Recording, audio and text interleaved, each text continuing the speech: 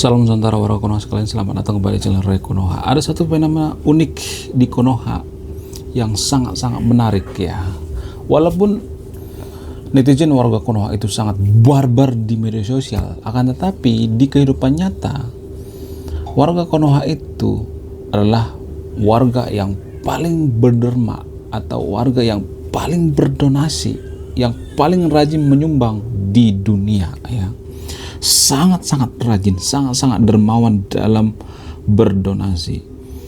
Bahkan ya, saking dermawannya nih ya, saking dermawannya kita tuh sering dibodoh-bodohi. Contoh misalnya, ada seorang pengemis misalnya, dia pura-pura ngemis ya, padahal dia punya rumah mewah, punya rumah gedong, punya rumah bertingkat, punya rumah yang sangat banyak, dan dia saat mengemis juga pakai mobil Alphard misalnya, pakai mobil Fortuner misalnya. Tapi ya, saking dermawannya kita dengan sengaja ya, karena kita sangat suka berdonasi, sengaja ngasih duit ke pengemis ya. Untuk apa? Untuk beli bensin daripada si pengemis itu ya. Tiap hari kita memberikan duit kepada si pengemis ini. Untuk apa? Untuk bangun rumahnya ya, semakin banyak rumahnya. Dan yang paling mengherankan lagi ternyata ya, warga Konoha itu saking rajinnya berdonasi saking rajinnya berdonasi nih, bayangkan kotak saran ya, bukan kotak amal tapi kotak saran itu diisi dengan duit.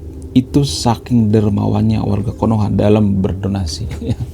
Jadi double nih ya. Selain rajin berdonasi, kita juga sedang rendah ya bodoh ya, lebih tepatnya malas membaca. Bayangkan kotak saran diisi dengan duit, itu saking malasnya kita dalam membaca. Dan ini bodoh plus sedang rendah ya dan yang paling membangunkannya lagi adalah di mana saking dermawannya warga Konoha ya,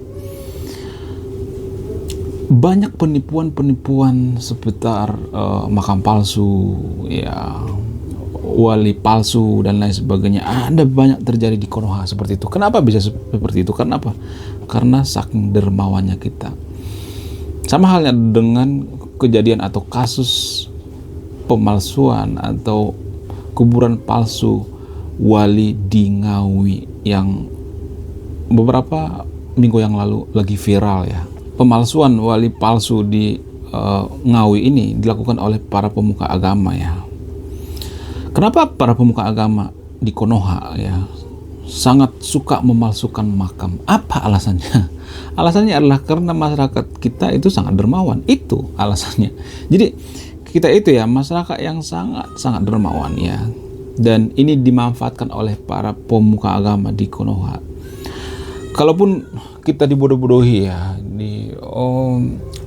ya seperti itu ya, diperalat oleh pemuka agama, dimanfaatkan dan lain sebagainya. Tapi kita tetap menyembah-nyembah gitu, mencium kaki daripada pemuka agama ini ya. Kita tetap mencium kakinya walaupun kakinya bau sepatu ya. Kita tetap menyembah mencium kakinya. Sungguh sangat-sangat menjijikkan ya, sangat-sangat menjijikkan, lebih lebih-lebih budak ya. Kita sudah dibodoh-bodohin dengan makam palsu ya, habib palsu lah ya, wali palsu lah, ada nggak habis-habis ya. Kemarin habib palsu, sekarang wali palsu, ada nggak habis-habis ini pemalsuan seperti ini. Kenapa bisa seperti ini? Karena masyarakat kita itu SDM rendah dan sangat dermawan ya. Menurut penelitian ternyata warga Konoha itu lebih suka berwisata ke makam palsu atau makam wali palsu daripada ke tempat wisata, daripada ke pantai ya, ke gunung ke tempat wisata. Kita tuh lebih suka ke kuburan ternyata ya, berwisata warga Konoha. Luar biasa warga Konoha. Kapan majunya ini warga Konoha? Masa hal seperti ini bisa dibodohin? Apa alasannya? Kenapa warga Konoha itu mudah dibodohi dengan makam-makam palsu? Apakah ini ada hubungannya dengan agama? Menarik untuk kita bahas. Nanti akan saya jelaskan ya. Ada 5 fakta atau fenomena makam palsu di Ngawi dan Mojokerto yang berujung dibongkar ya. Diduga ini makam wali palsu.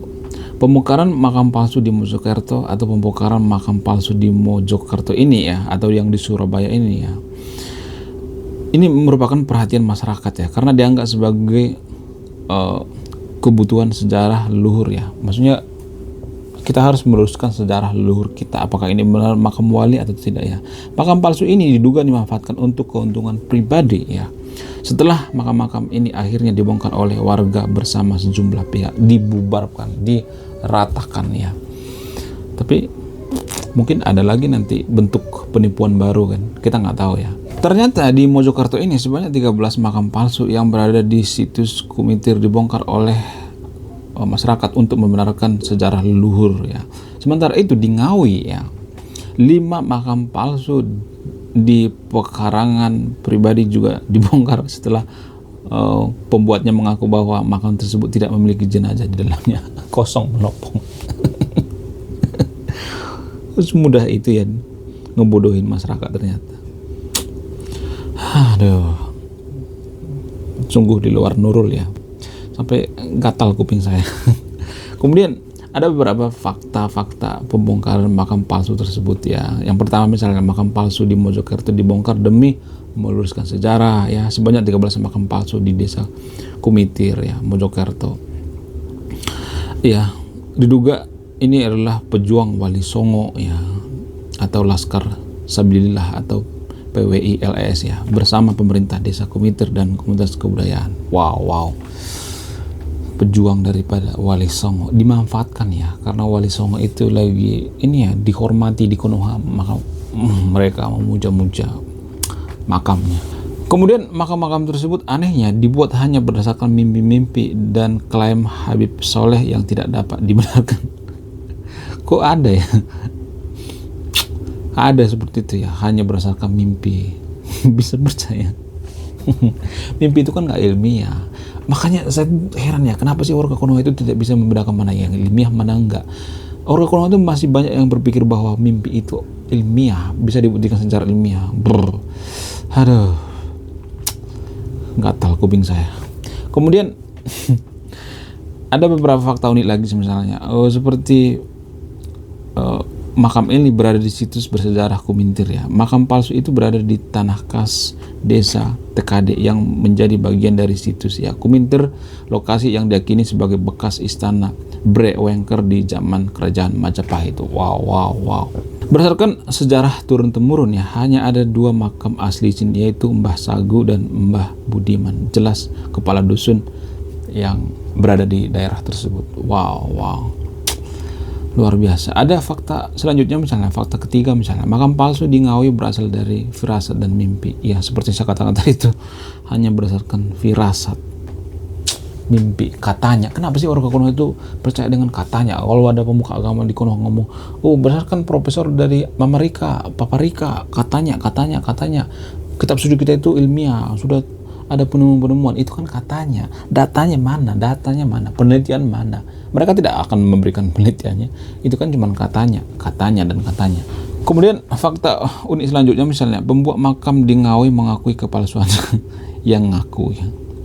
Pembuat makam ini telah mengakui secara lisan dan tertulis bahwa makam tersebut palsu ya.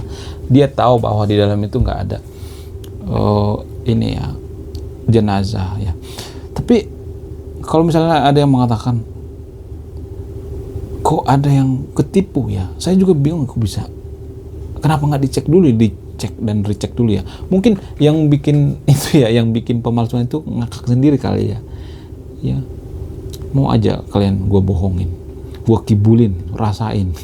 Ya, mungkin dalam hati pembuat makam palsu ini berkata seperti itu ya, dalam hati mungkin ya. Dan dia banyak dapat duit yang seabrek-abrek ya, banyak banget duitnya. Karena di sana ada kan kecerengan ya. Kalau nggak ada kecerengan ngapain? Kan ujung-ujungnya duit cuy.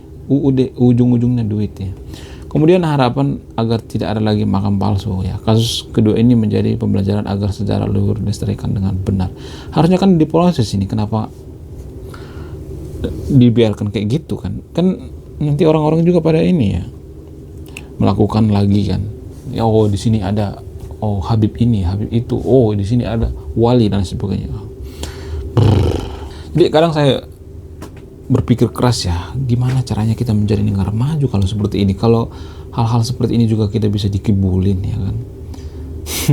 Tidak ada pikiran skeptis. Kenapa bisa kita begitu mudahnya dikibulin, kita dimanfaatkan ya karena pemuka agamanya berpikir, oh warga Konoha itu lebih menyukai makam palsu daripada tempat wisata. Warga Konoha itu lebih suka liburan ke tempat wisata karena di Konoha itu kan pengajian ini ya, satu grup datang ke sana ya, terus nanti di sana ada orang jualan ya, terus di sana ada kecerengan dan sebagainya. Begitu mudahnya dikibuli ya. Dan menurut saya ini sangat-sangat mempengaruhi kemajuan satu bangsa. Kenapa? Karena bagaimana mungkin kita bisa menjadi negara maju kalau SDM kita seperti ini. Saya dulu nggak percaya kalau IQ rata-rata Konoha itu 78, tapi semenjak mendengarkan berita-berita seperti ini kok ada yang percaya ya. Jadi saya sangat percaya betul bahwa IQ warga Konoha itu 78. Dan ini juga dipengaruhi karena apa? Karena kemalasan kita dalam membaca. Ya, harusnya kita rajin membaca. Hanya 1 dari 1000 orang warga Konoha yang rajin membaca. Itu saking mudahnya kita dikibuli. Bahkan guru-guru di Konoha juga banyak kok yang nggak rajin membaca. Banyak. Jangan berpikir bahwa kalau mahasiswa, kalau guru-guru sudah rajin membaca. Enggak semuanya. Lalu kenapa kita sering ketipu oleh makam palsu? Apakah ini ada hubungannya dengan agama? Dugaan saya ada hubungannya dengan agama. Karena apa? Karena di agama itu kan diajarkan kita untuk tidak berpikir kritis, cukup imani saja, gak usah banyak tanya, cukup imani saja, gak usah banyak tanya, gak usah banyak bacot. Kalau kita mengatakan ya, benarkah makam wali itu benar atau tidak, apakah itu palsu atau tidak, maka warga Konoha akan mengatakan, gak usah banyak bacot, gak usah banyak tanya, cukup imani saja, gak usah banyak bacot ya, imani saja. Walaupun itu benar atau tidak, imani saja, kita turutin aja, kita mah ngikut aja. Jadi warga Konoha berpikir seperti itu ya, nggak ada kepikiran skeptis. Apakah ini pengaruh daripada agama? Dugaan saya ada, karena agama itu punya prinsip seperti itu, sangat-sangat berpengaruh. Justru kalau boleh jujur ya, tidak semua agama seperti ini ya.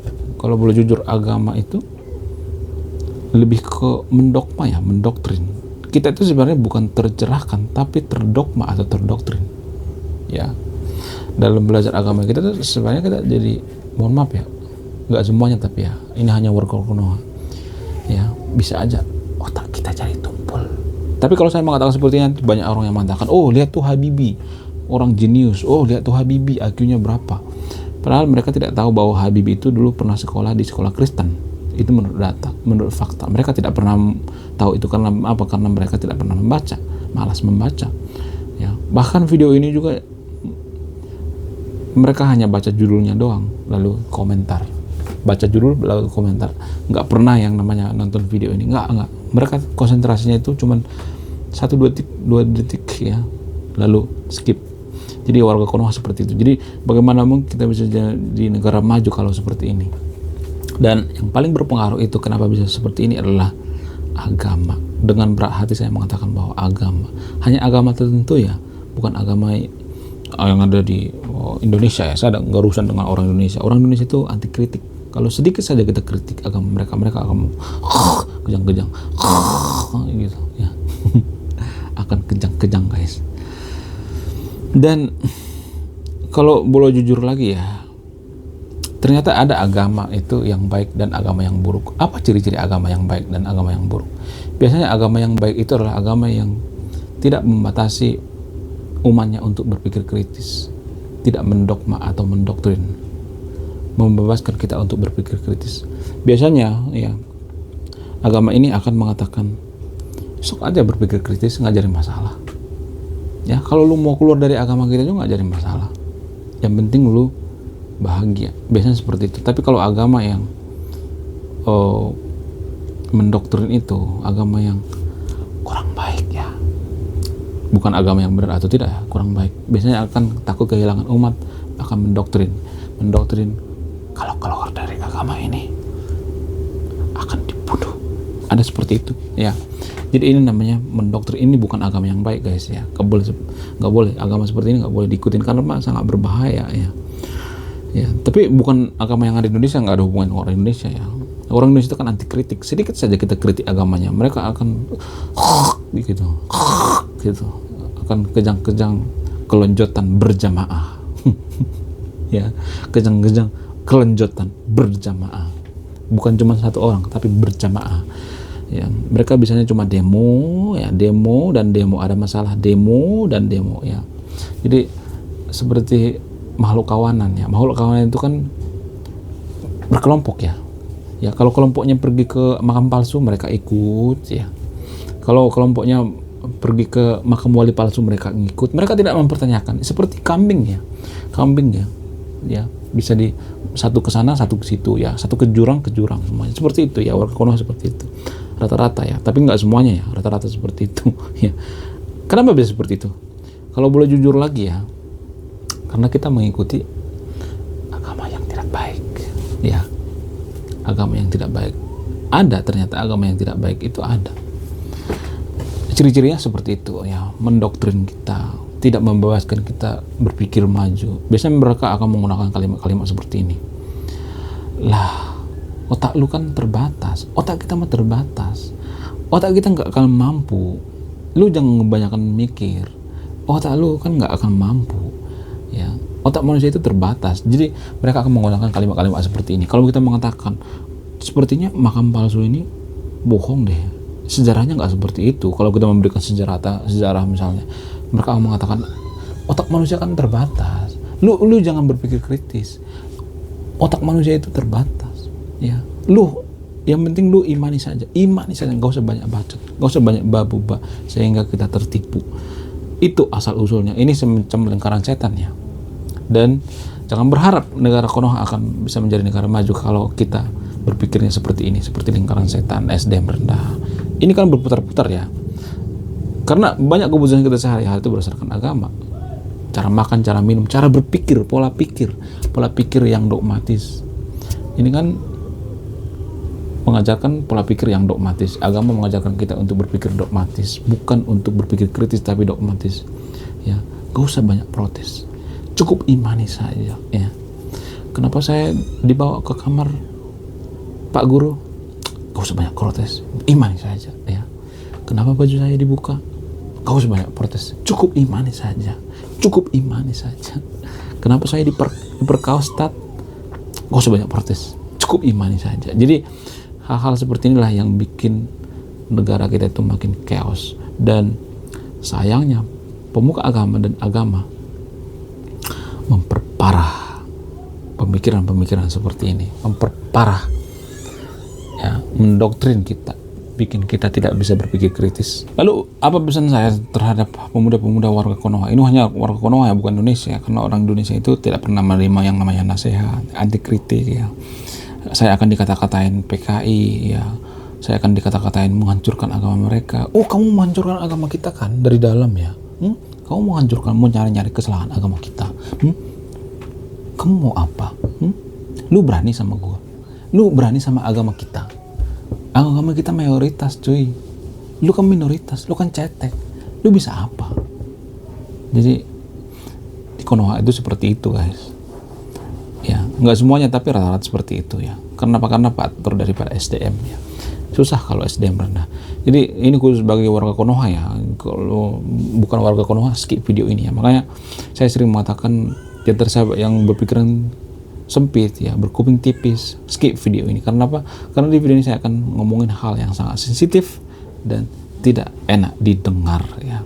Semua yang saya katakan di video ini ada sumbernya ya. Saya ngambil sumber dari detik.com dan lain sebagainya ya. Ya. Oke. Terima kasih sudah menyimak dan memahami video ini. Saya Ray Konoha. Salam rasional.